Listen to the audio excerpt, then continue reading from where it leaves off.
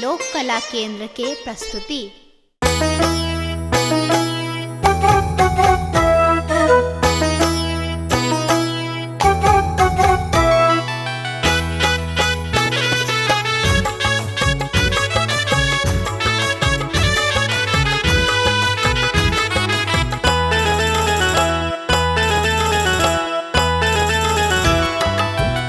करूं कल जोड़ी,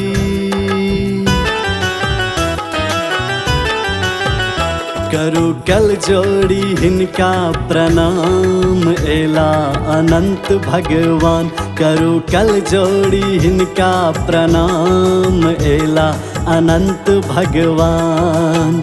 एला भगवान यो एला भगवान, एला भगवान यो एला भगवान।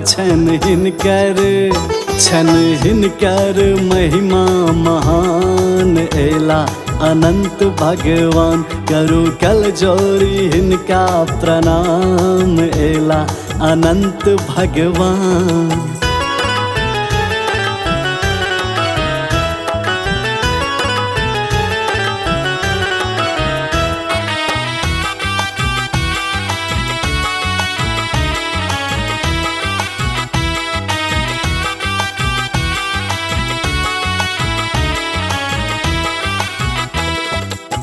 भादव चतुर्दशी दिन सुहावन, भादव चतुर्दशी,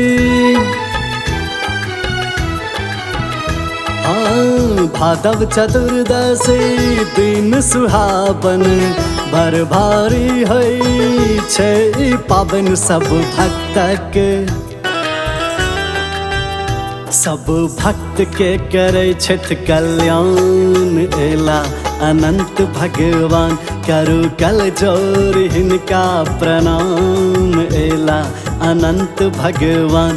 करूं कल जोड़ी हिनका प्रणाम, एला अनंत भगवान।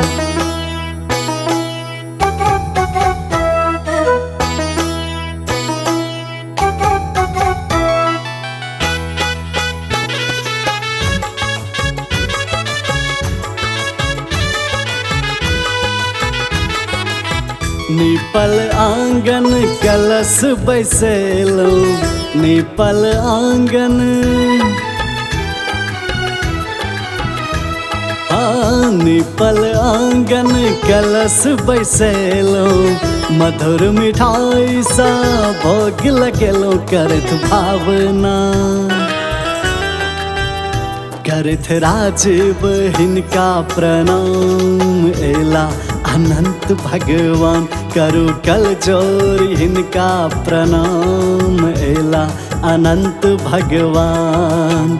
एला भगवान यो एला भगवान, एला भगवान यो एला भगवान।